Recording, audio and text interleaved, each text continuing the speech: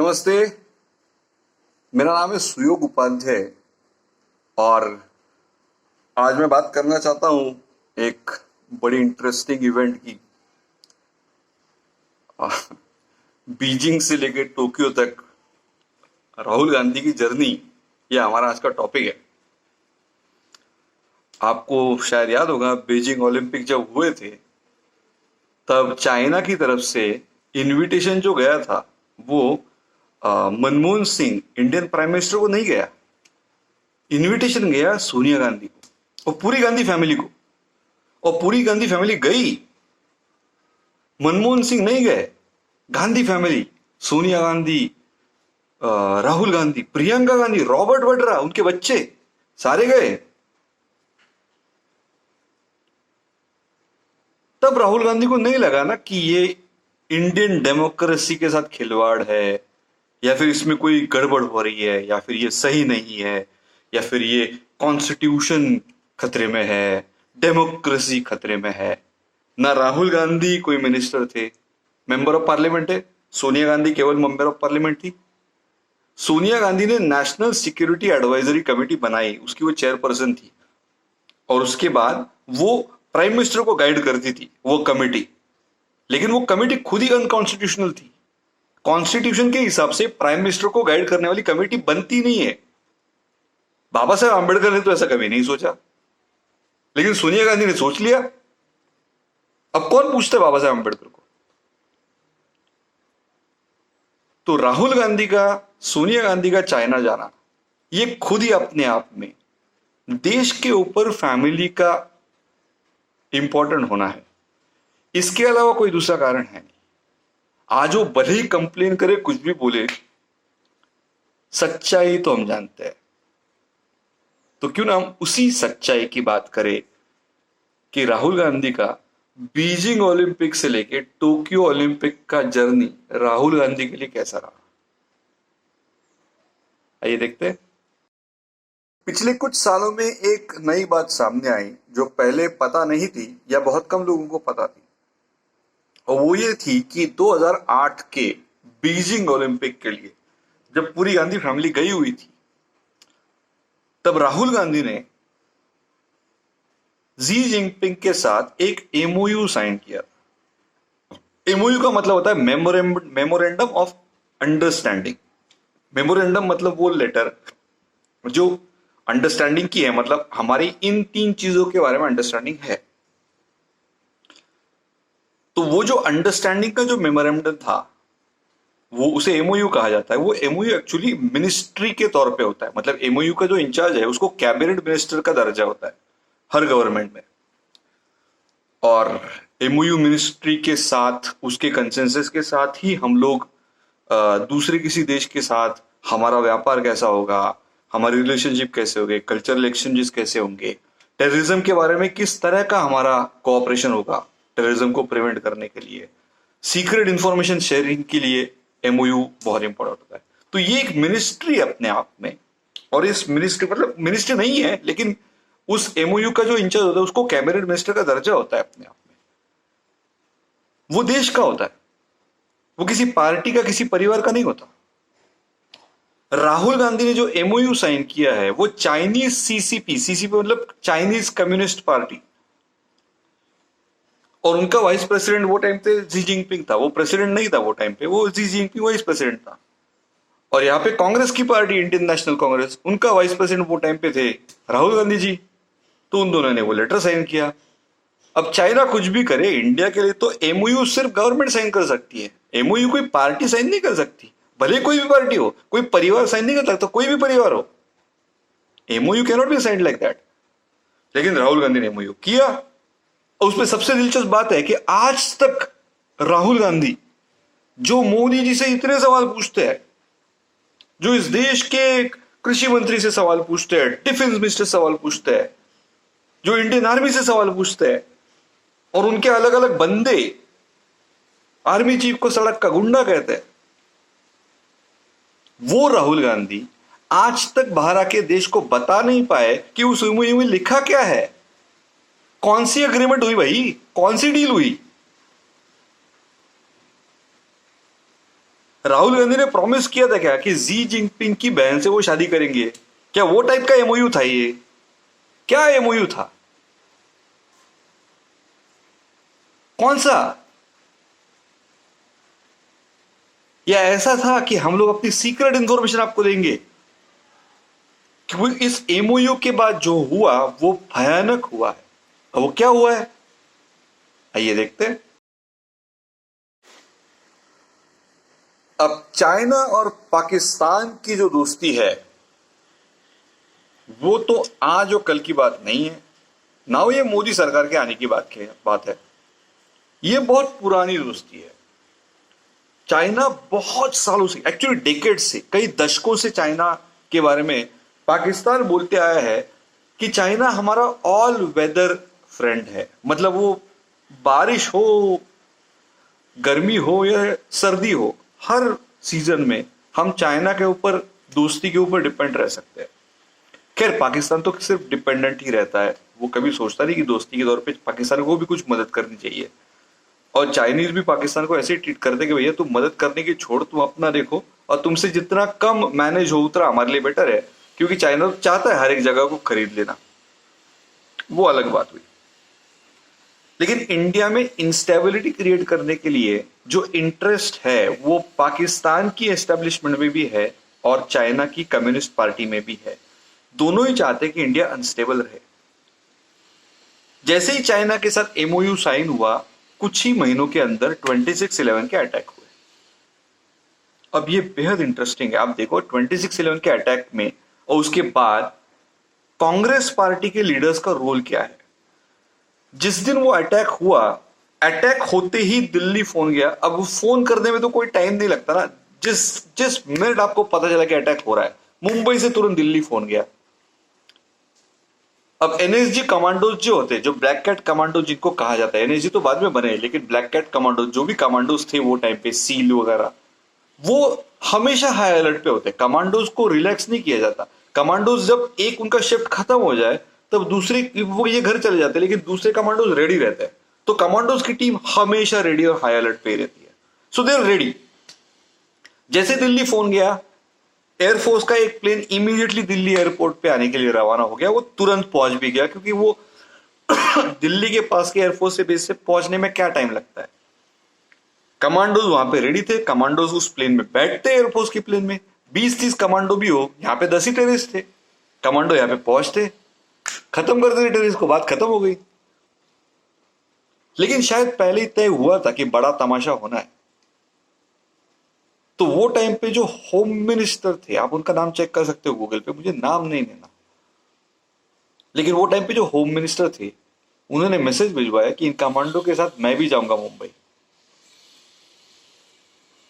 अब वो सारे लोग सोचते थे, मतलब वहां पे जो डिफेंस के जो लोग थे वो सोच रहे थे ये जाके क्या करेगा, होम मिनिस्टर है भाई, तू कागज साइन करना अपने केबिन में बैठ के, तू काय को जा रहा है वहां पे। वैसे भी वो थोड़ी होम मिनिस्टर थोड़ी लड़ने जा रहा है।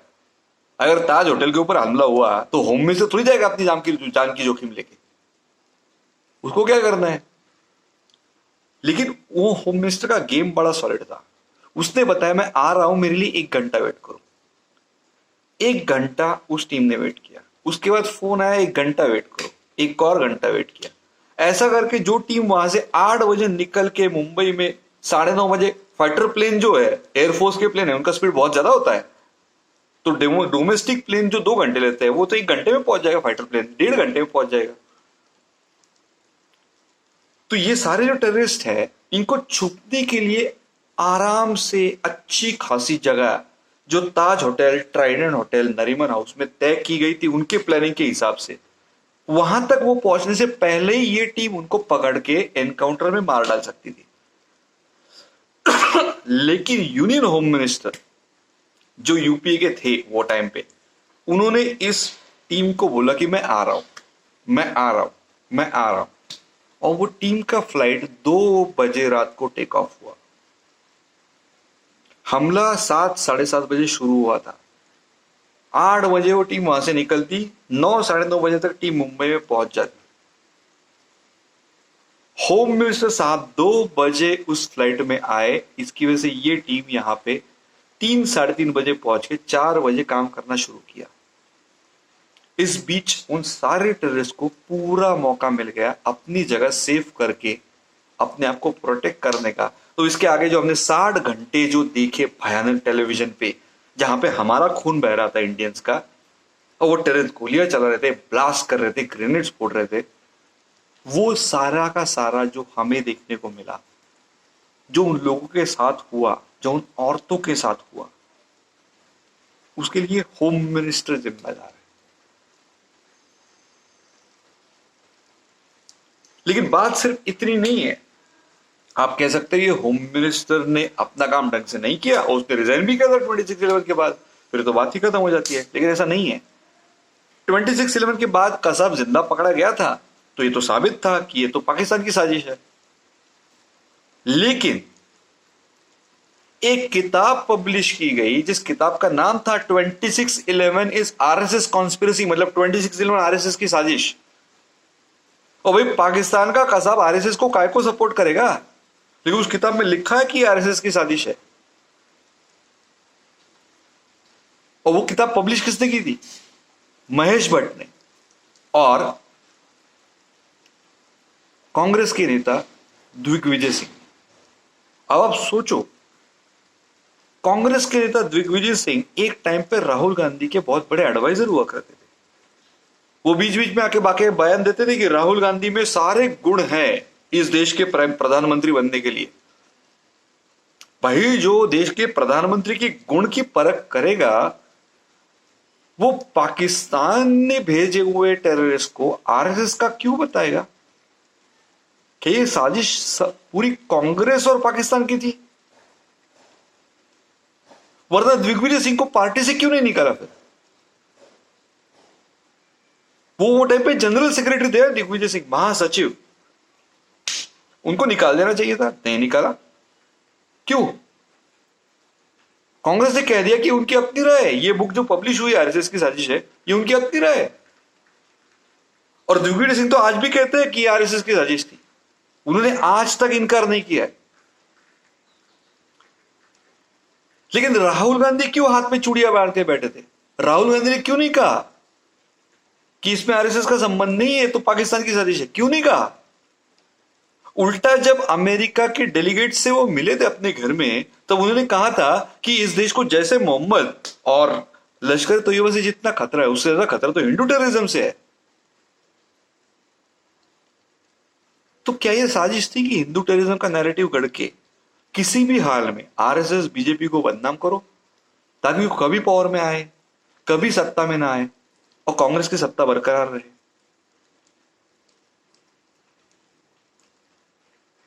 ये एक बड़ी भयानक पॉसिबिलिटी है। अगर ऐसा सच है तो ये तो गद्दार हुए ना। आरवीएस मणि की किताब है, आरवीएस मणि की होम डिपार्टमेंट में बड़े पोजीशन पे, सेक्रेटरीट में बड़े पोजीशन पे थे और वो खुद ही हैंडल कर रहे थे। उनकी किताब पब्लिश हुई है, आप उस किताब को पढ़े, आपको समझ में आएगा कि ये कितना भयानक है। लेकिन चाइना और कांग्रेस की जो एमओयू साइन हुआ है उसका कुछ ही महीनों के अंदर ये हुआ है। और हम लोग ये जानते हैं कि चाइना चाहता है कि इंडिया अनस्टेबल रहे, टेररिज्म हो। और चाइना तब से लेके अब तक मौलाना अजहर मसूद से बहुत सारे टेररिस्ट को यूनाइटेड नेशन की तरफ से टेररिस्ट डिक्लेयर करने में सिक्योरिटी काउंसिल में रोड़ा डालते आया है। तो चाइना उन टेररिस्ट को कवर कर रहा था। इस बार दिग्विजय सिंह ने भी कवर किया ये बोल के कि ये किसी टेररिस्ट का काम नहीं है, ये तो आरएसएस के लोग हैं। पाकिस्तान को जब जब पूछा गया इंटरनेशनल कम्युनिटी की तरफ से, अमेरिका की तरफ से, यूरोपियन नेशंस की तरफ से कि आपने क्यों भेजे ऐसे आतंकवादी मुंबई में, तब तब पाकिस्तान ने कहा हमने कहा भेजा है। आप देखो वो कांग्रेस रूलिंग पार्टी है, कांग्रेस का ही जनरल सेक्रेटरी कह रहा है कि आरएसएस के आदमी थे। बात खत्म, पाकिस्तान के ऊपर के सारे आरोप गए। तो ये पाकिस्तान को क्यों कवर कर रहे थे? राहुल गांधी ने कभी ये जवाब दिया? नहीं दिया। लेकिन बात यहीं पे खत्म नहीं होती। ये एमओयू जो साइन हुआ था इसके आगे बहुत कुछ हुआ है। और क्या हुआ है? वो ट्रेड और इकोनॉमी के ऊपर है। देखते हैं। जैसे ही चाइना के साथ एमओयू साइन हुआ, एक्चुअली उसके पहले से ये हो रहा था लेकिन बाद में बहुत ज्यादा हुआ कि जो ट्रेड का जो बैलेंस था वो पूरा बदल गया। ट्रेड का बैलेंस क्या होता है, अगर आपको पता नहीं तो मैं समझा देता हूं। बहुत अच्छा ये होता है बैलेंस कि इंडिया ने 100 रुपए का कोई माल चाइना को बेचा और इंडिया ने चाइना से भी 100 रुपए का ही कोई माल खरीदा, तो ना इंडिया का नुकसान है ना चाइना का नुकसान है, क्योंकि हम लोग अपनी करेंसी नहीं बाहर जाने दे रहे, या डॉलर्स अपने जो अमेरिकन डॉलर्स की जो करेंसी अपने पास होना चाहिए वो रिजर्व्स नहीं भेज रहे बाहर, क्योंकि 100 रुपया गया 100 रुपया आया, बात खत्म हो गई। 100 तो नहीं हो सकता, तो चलो 100 रुपया हमने एक्सपोर्ट किया, 105 का इंपोर्ट किया, ये 100 रुपए का एक्सपोर्ट किया, 95 का इंपोर्ट किया, ये ठीक है। पहले चाइना भारत को बहुत ज्यादा एक्सपोर्ट करता था, भारत इंपोर्ट करता था, तो जाहिर है वो खरीदने के लिए हमें पैसे भेजने पड़ते थे चाइना को। वाजपेयी की जब गवर्नमेंट आई तब उस गवर्नमेंट की एंड तक ये फर्क जो था वो कम होने लगा कि भारत कितने का माल बेचता है और कितने का माल खरीदता है। खरीदना बहुत ज्यादा था पहले, वो कम होने लगा। और वाजपेयी के टाइम पे ऐसा हुआ, अगर 100 रुपए का माल हम लोग बेच रहे हैं, एक्सपोर्ट कर रहे हैं, तो खरीदना थोड़ा ज्यादा था लेकिन 120 125 तक था। 20% 25% का इसे डेफिसिट कहते हैं, ट्रेड डेफिसिट। ट्रेड डेफिसिट का मतलब है कि आप जितना इंपोर्ट करोगे उसके पैसे आपको देने, और जो आप एक्सपोर्ट करोगे उसके पैसे आपको लेने। तो देने और लेने में जो डेफिसिट बनता है उसे कहते हैं ट्रेड डेफिसिट। तो ये ट्रेड डेफिसिट 25% तक था वाजपेयी की गवर्नमेंट के टाइम पे। यूपीए के टाइम में ये बढ़ता गया। कैसे बढ़ता गया? तो यूपीए ने मनमोहन सिंह की सरकार, जिसकी एडवाइजर, चीफ एडवाइजर जो थी वो तो सोनिया गांधी थी, उनकी सरकार ने ऐसे कुछ नियम और कानून बनाए टैक्स के बारे में, जीएसटी, और जीएसटी से पहले वो टाइप का जीएसटी, वो मतलब जीएसटी नहीं आया था लेकिन वो बना रहे थे, वैट वगैरह वगैरह वगैरह। तो ये अलग अलग कानून जो टैक्स के वो बना रहे थे वो कुछ ऐसे थे कि जिन कानूनों के हिसाब से अगर आपने दिवाली का एक पटाखा खरीदना है तो चाइना से इंपोर्ट किया हुआ पटाखा आपको सस्ता मिलेगा, लेकिन इंडिया की कंपनी ने बनाया हुआ वो पटाखा आपको महंगा मिलेगा क्योंकि टैक्स इतना लगा होगा। ये तो जाहिर है कि इंडिया में जो बनेगा उसकी कॉस्ट भले थोड़ी ज्यादा हो, लेकिन बाहर से आने वाले के लिए इंपोर्ट ड्यूटी लगती है, उसको वहां पे शिप से यहां तक आएगा या ट्रक से आएगा, उनकी कॉस्ट भी तो चाइना उसी प्रोडक्ट में जोड़ेगा, तो वो प्रोडक्ट महंगा होना चाहिए ना। नहीं, यूपीए के टाइम पे जब कांग्रेस पार्टी सत्ता में थी तब हुआ क्या था? हुआ ये था कि वही चीजें जो चाइना से आ रही है और इंडिया में भी बन रही है, तो इंडिया की चीजें महंगी मिलेंगी मार्केट में। ऐसे टैक्स बनाए, ऐसे रूल्स बनाए टैक्स के, धैर्य इंडिया का मार्केट डूब गया, इंडिया की सारी कंपनीज डूब गई मार्केट में, कोई खरीदने को तैयार नहीं। और वो टाइम पे सरकार जो थी मनमोहन सिंह जी, उन्होंने कुछ कहा नहीं ना कि आप इंडिया की कंपनी से खरीदो, भले 5 रुपए महंगा हो। अरे दिवाली की शॉपिंग है भाई, 5 रुपए 10 रुपए महंगा कौन सोचता है? लेकिन किसी ने बताया नहीं, लोगों ने मेड इन चाइना प्रोडक्ट खरीदना शुरू कर दिया, चाइना की कंपनी बड़ी होती गई, चाइना की इकोनॉमी और बड़ी होती गई, हमारी इकोनॉमी, हमारी कंपनी डूब गई। सैकड़ों कंपनी ऐसी है जो स्मॉल स्केल बनी थी, स्मॉल स्केल सेक्टर की, खत्म। क्यों? क्योंकि चाइना को फायदा करवाना था, क्योंकि एक एमओयू साइन हुआ था। इसके बदले चाइना ने क्या दिया? राजीव गांधी फाउंडेशन में करोड़ों का चंदा। अब इंडिया में जो चाइनीज एम्बेसी है, हाँ, चाइनीज कॉन्सुलेट है, वो चाइना के हाई कमिश्नर को राजीव गांधी फाउंडेशन में पैसे देने में क्या इंटरेस्ट है? क्या इंटरेस्ट हो सकता है? राजीव गांधी फाउंडेशन चाइना की हेल्प तो नहीं करेगा ना, टेक्निकली तो नहीं करना चाहिए, तो वो क्यों हेल्प कर रहा है? राजीव गांधी फाउंडेशन को चाइना का एम्बेसी, चाइना का हाई कमिश्नर क्यों पैसे भेज रहा है, क्यों फंडिंग कर रहा है? चैरिटी की फंडिंग।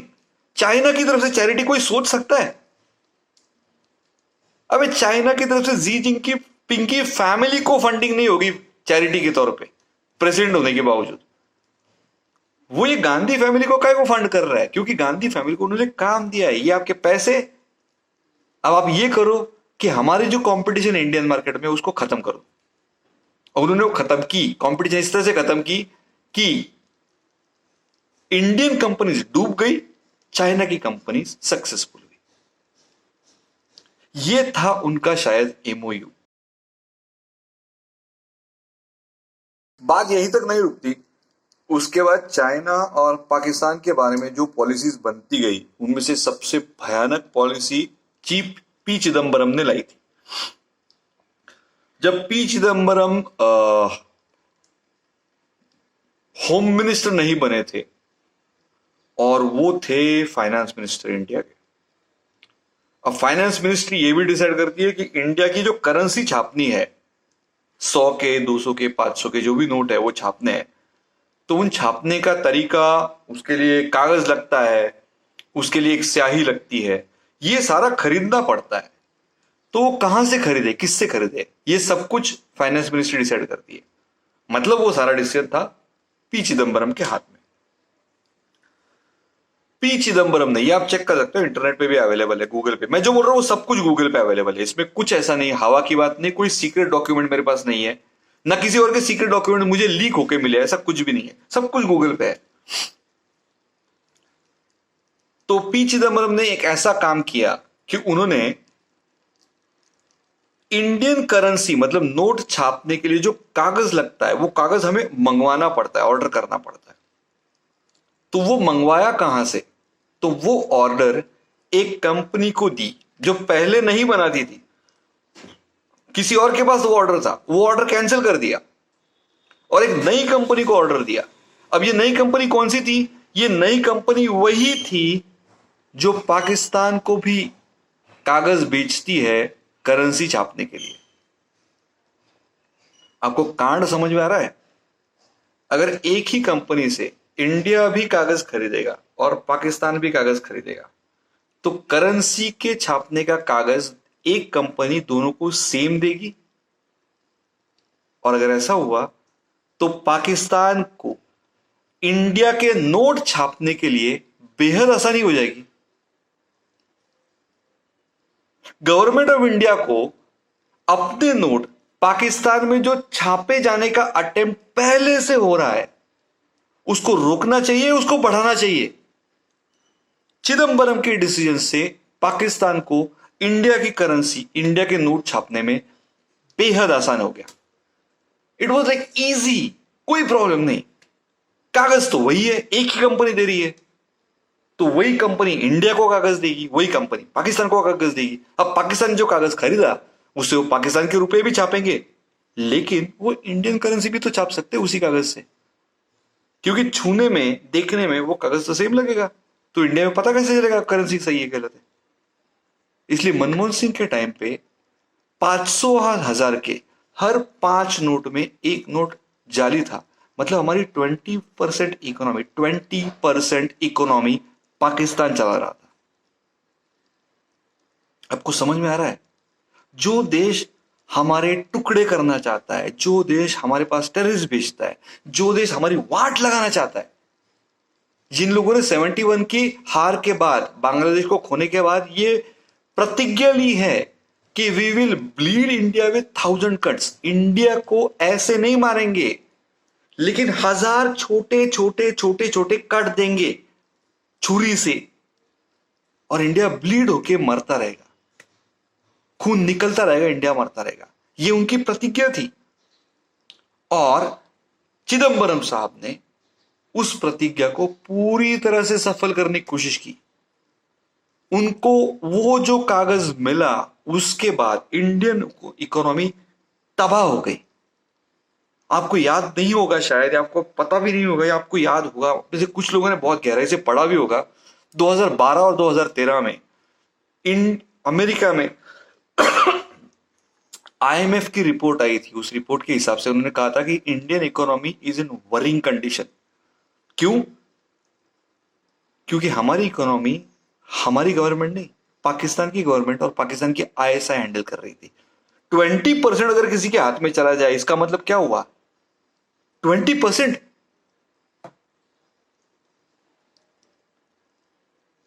कोई दूसरा देश आपके 20% इकोनॉमी को हैंडल करता है, इसका मतलब आपकी सॉवरेनिटी गई, आप अकेले अपने आप में कंप्लीट हुई नहीं, फिर तो बात ही खत्म हो गई।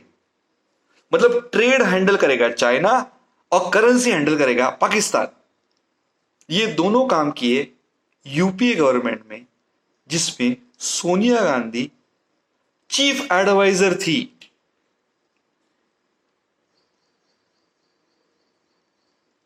इसलिए गांधी फैमिली, जिसको मैं प्यार से, बहुत प्यार से, आदर से गंदी फैमिली कहता हूं, ये गंदी फैमिली ने ये देश के साथ इतना भयानक धोखा किया था। बात यही खत्म नहीं होती, उन्होंने टेररिज्म के साथ और नए कांड भी किए उन सालों में, वो भी देखते हैं। यूपीए के दौरान, यूपीए के 10 साल के दौरान समझौता एक्सप्रेस और मालेगांव का ब्लास्ट हुआ। तो उन दोनों केसेस में पहले पाकिस्तान के आए हुए टेररिस्टों को पकड़ा गया था, पुलिस ने पकड़ा एक दो दिन में या एक हफ्ते में, मतलब समझौता एक्सप्रेस का तो दूसरे दिन पकड़ लिया था जो हैंडलर था। और मालेगांव ब्लास्ट में शायद 5-6 दिन लगे थे कुछ की, लेकिन कुछ लोगों को अरेस्ट हुई थी, छोड़ दिया गया। ऊपर से ऑर्डर आए होम मिनिस्ट्री से, उनको छोड़ दिया गया। और फिर किसको पकड़ा गया? साध्वी प्रज्ञा, कर्नल पुरोहित। कर्नल पुरोहित आर्मी के इंटेलिजेंस डिपार्टमेंट का वो आदमी था जो फेक करेंसी को इन्वेस्टिगेट कर रहा था, और वो बहुत पास आया था ये डिक्लेयर करने के, उसकी रिपोर्ट बन चुकी थी कि ये किसने किया है। इसके पीछे इस गवर्नमेंट के कुछ मिनिस्टर्स और कुछ लोगों की कैसी साजिश है, और ये पाकिस्तान से मिले हुए हैं। लेकिन इसके पहले कि वो ये रिपोर्ट सबमिट करता किसी भी डिपार्टमेंट को, उसी को पकड़ लिया गया, उसी के घर में झूठे एक्सप्लोजिव्स प्लांट किए गए। बोला पहले क्या बोला था, जो उसके ऊपर केस चला उसमें कोर्ट में पहले बोला गया कि इसने आर्मी के जो कोटे में जो एक्सप्लोजिव्स होते हैं, अब आर्मी है वहां पे बम बिम बनाएगी ना, तो आर्मी के जो एक्सप्लोजिव्स होते हैं उसमें से उसने आरडीएक्स चुराया और इन ब्लास्ट में यूज किया। बाद में इंडियन आर्मी ने सिंपल स्टेटमेंट दिया कि हम अपने किसी भी काम में आरडीएक्स कभी यूज ही नहीं करते। बात ही खत्म हो गई। अरे भाई, अगर आर्मी आरडीएक्स यूज ही नहीं करती तो कर्नल पुरोहित चुराएगा कहां से? और अगर चुरा नहीं पाएगा तो ब्लास्ट में यूज कैसे हुआ? क्योंकि ब्लास्ट करने वाले कोई और थे जिनको पहले छोड़ दिया गया है। ये रिकॉर्ड पे आप गूगल पे चेक कीजिए, आपको मिलेगा। ये मैं हवा की बात नहीं बता रहा हूं, मैं सीक्रेट इंफॉर्मेशन भी नहीं बता रहा हूं, गूगल पे है। उनको छोड़ दिया गया, और सिर्फ उनको नहीं छोड़ा, 25 टेररिस्ट यूपीए ने गुडविल के तौर पे छोड़ के पाकिस्तान भेज दिए। टेररिस्ट गुडविल के तौर पे। ऐसा नहीं कि कराची से निकले हुए मछुआरे थे, मछुआरे नहीं थे, टेररिस्ट को 25 टेररिस्ट को छोड़ दिया। पठानकोट का जो अटैक हुआ था, पठानकोट, पूरी पठानकोट में पठानकोट जो हुआ था, वो अटैक उन 25 में से एक ने करवाया था। तो ये यूपीए की गलती थी या साजिश थी, लेकिन वो कितनी महंगी पड़ी हमें, हमारे ही आर्म फोर्सेस को, ये हम लोग अच्छी तरह से जानते हैं। अब टेररिज्म के चक्कर में इस यूपीए गवर्नमेंट, कांग्रेस की government, Manmohan Singh prime minister, Sonia Gandhi chief advisory committee की चेयरपर्सन, और राहुल गांधी एक तरह से केवल एक मेंबर ऑफ पार्लियामेंट थे अमेठी से, लेकिन उनका होल्ड बहुत था, वो जो चाहे करवाते थे वो टाइम पे। तो राहुल गांधी ने, सोनिया गांधी ने और मनमोहन सिंह वगैरह, इन सब ने जो गवर्नमेंट चलाई उन 10 साल 2004 से लेकर 2014 तक, उसमें एक बहुत बड़ा काला चैप्टर है यह है इशरत जहां और बाटला हाउस का एनकाउंटर। इशरत जहां एक टेररिस्ट थी और ये क्लियरली एस्टेब्लिश हो चुका है। मतलब इंटेलिजेंस ब्यूरो की पहली रिपोर्ट जो आई उसमें लिखा गया कि ये टेररिस्ट है और ये अपने साथियों के साथ आके इन गुजरात के चीफ मिनिस्टर और कुछ लीडर्स को उड़ाने के लिए आ रही है। एकदम क्लियरली लिखा था, कोई डाउट नहीं था। इंटेलिजेंस ब्यूरो की ये रिपोर्ट थी। लेकिन बाद में क्या हुआ, इशरत जहां के एनकाउंटर के बाद वो जो पहली रिपोर्ट थी वो होम मिनिस्ट्री ने, मतलब चिदम्बरम साहब, उन्होंने बदल दी और नई रिपोर्ट में लिखा कि हमें पता ही नहीं है टेररिस्ट है कि नहीं, अगर कोर्ट चाहे तो इन्वेस्टिगेट कर सकती है। जिन लोगों ने एक चीफ मिनिस्टर को मारने के लिए आए हुए टेररिस्ट का एनकाउंटर किया था, उन लोगों को जेल जाना पड़ा। पुलिस वालों को किस लिए जेल जाना पड़ा? टेररिस्ट को मारने के लिए। टेररिस्ट को मारने के लिए पुलिस वालों को जेल जाना पड़ा। और इस यूपी गवर्नमेंट ने ये एकदम मस्त किया कि गुजरात के पुलिस के ऑफिसर्स जेल जाएंगे, इंटेलिजेंस ब्यूरो बताएगी कि हमने बताया था कि ये टेररिस्ट है, लेकिन गवर्नमेंट के अंडर जो सीबीआई है वो बताएगी कि ये टेररिस्ट नहीं है, इशरत जहां टेररिस्ट नहीं है। तो सीबीआई, गुजरात पुलिस और इंटेलिजेंस ब्यूरो, इनके बीच में टसल, हमारी अपनी पुलिस वालों की, इंटेलिजेंस की और सिक्योरिटी एजेंसीज की बीच में झगड़ा लगवा के इंडिया को पूरी तरह से खोखला करने की कोशिश कांग्रेस ने पूरी जोरों शोरों से की। बाटला उसमें क्या होगा? अब ये तो कोर्ट का वर्डिक्ट आ चुका है। इशरत जहां के बारे में क्या बताया? इशरत जहां का तो वो लश्कर तोयबा की वेबसाइट पे दूसरे दिन लिखा था कि ये हमारी शहीद है, मार्टियर शहीद, फोटो लगा के नीचे लिखा था। फोटो, उसके डॉक्यूमेंट, उसका स्क्रीनशॉट अवेलेबल है। चिदम्बरम साहब मानने को तैयार थे। क्यों माने? पैसे आए होंगे, फंडिंग तो होगी ना, क्यों मानेंगे वो? बाटला हाउस में वही हुआ। जिन ऑफिसर्स ने एनकाउंटर करवाया उनमें से एक ऑफिसर तो मारा गया, उसके बावजूद किसी को कोई शर्म नहीं आई, ना कुछ रुका, उनके खिलाफ इंक्वायरी लगा दी। उनको इतना टेरराइज किया, टॉर्चर किया, इतना तकलीफ दिया कि कुछ लोग सुसाइड करने के टाइम पे आए थे। उसके ऊपर फिल्म बनी है। लेकिन क्या किसी को फर्क पड़ा? नहीं। यूपी को तो अपनी राजनीति कर दी थी। अब इसको कुछ लोग कहते हैं minority appeasement, Muslim appeasement politics. मुझे समझ में नहीं आता। मैं जहां पे रहता हूं वहां पे ऐसा नहीं कि कोई मुस्लिम नहीं रहता। मैं उनसे बात करूं तो वो नहीं टेररिस्ट को सपोर्ट करते। उनको नहीं लगता कि टेररिज्म सही है, वो नहीं बोलते टेररिस्ट के बारे में। अच्छा, तो ये टेररिस्ट को कवर करके कांग्रेस क्या करवाना चाहती थी? वो चाहती थी कि इंडिया को टारगेट करे, ऐसा दिखाए कि ऑर्डिनरी इनोसेंट मुस्लिम बच्चों को ये टेररिस्ट बना के दिखाना चाहते हैं। कौन? इंडिया की पुलिस। ये तो पाकिस्तान का नैरेटिव है। पाकिस्तान कहता है कि इंडिया की पुलिस, इंडिया की आर्मी ये मुसलमानों को टॉर्चर कराती है टेररिस्ट बता के। कांग्रेस ने ये नैरेटिव क्यों सपोर्ट किया? क्या राहुल गांधी ने इसके बारे में कभी कुछ बताया? नहीं बताया। वो नहीं बताएंगे, उनसे हो भी नहीं पाएगा, उनकी बस की बात नहीं है।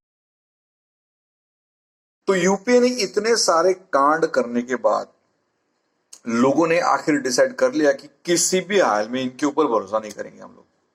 तो उन्होंने मोदी को लाया, अच्छी खासी सीट दिए, मेजोरिटी दी थी पहले अटेम्प्ट में भी और दूसरे अटेम्प्ट में तो और बढ़ा के दी। तो मोदी जीत गए, बीजेपी जीत गई, मोदी आ गया प्राइम मिनिस्टर। और मोदी ने जो बंद करना था बंद करा दिया।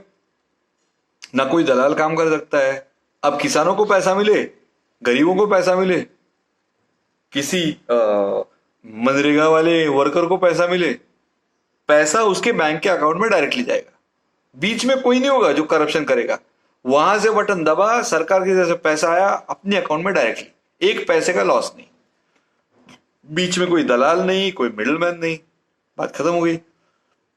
लेकिन कांग्रेस की तो पूरी सिस्टम मिडलमैन के ऊपर चलती थी।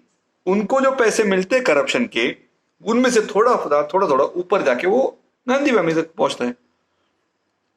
इसलिए गांधी फैमिली बड़ी खफा है, बड़ी गुस्से में है, वो नहीं चाहते मिडलमैन खत्म हो।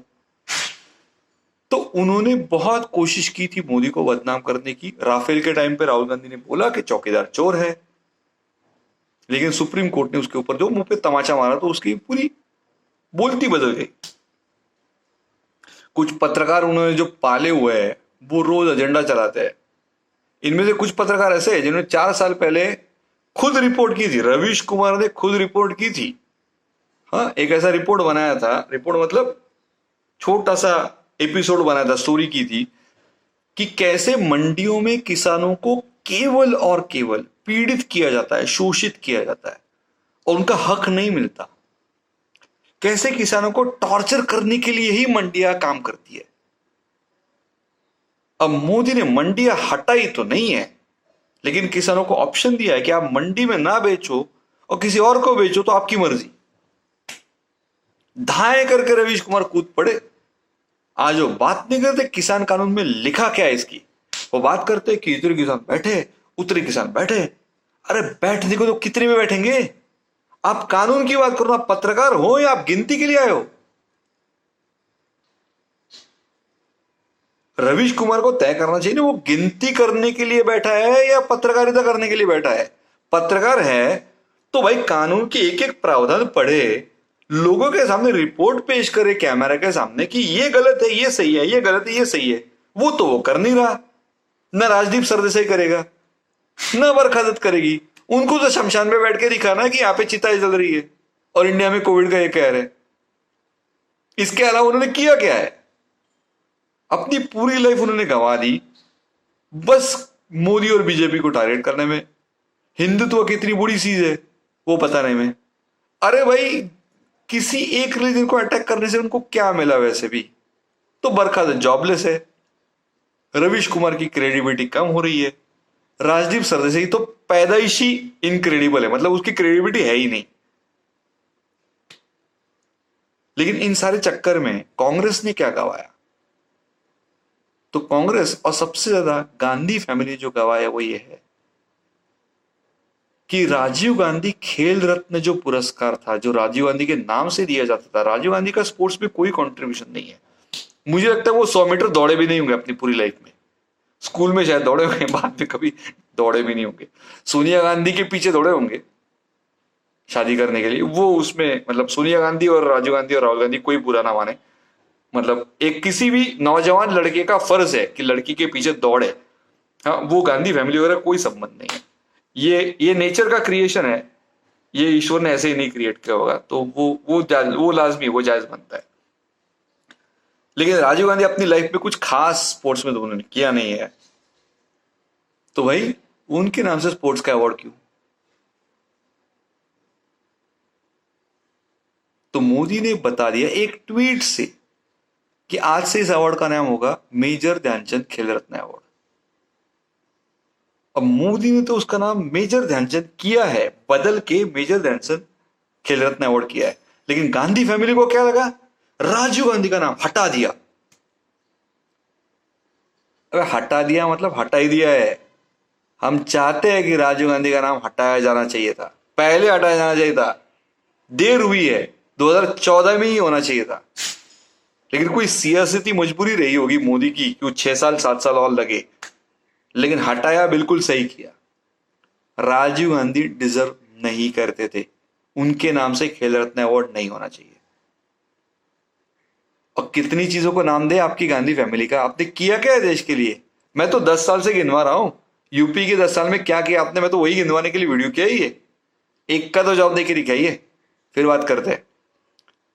तो आज राहुल गांधी पूरी खुशी से गाना गा सकते हैं कि बीजिंग ओलंपिक में गए थे इंडिया का सरताज बन के, जैसे इंडिया का बादशाह हो या इंडिया के बादशाह का बेटा हो, कि जो आके साइन करेगा एक एमओयू अपनी पर्सनल कैपेसिटी में, एमओयू साइन करेगा बीजिंग ओलंपिक 2008 में।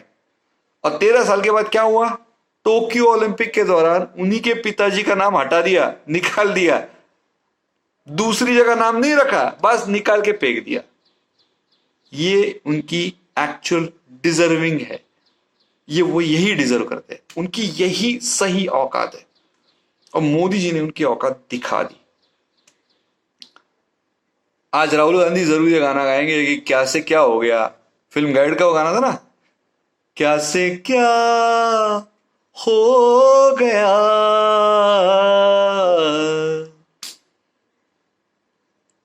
यही सही है।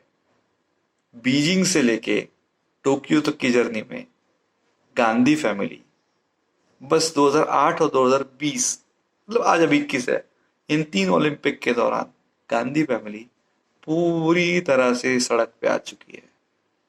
वो इसलिए नहीं आई है कि वो उनके साथ अनफेयर था, वो इसलिए आई है कि वो इस देश के साथ सालों से गद्दारी करते आए। अगर आपको ये सही नहीं लगे तो आप बस अमेजोन से एक किताब मंगवा लीजिएगा। उस किताब का नाम है मित्रोकिन आर्काइव। उनके 3 वॉल्यूम्स अवेलेबल है। आप जो वॉल्यूम जिसमें गांधी फैमिली का मेंशन है वो मंगवा लीजिएगा। आपको पता चलेगा कि गांधी फैमिली इस देश के साथ क्या क्या किया है। मित्रोकिन कौन था?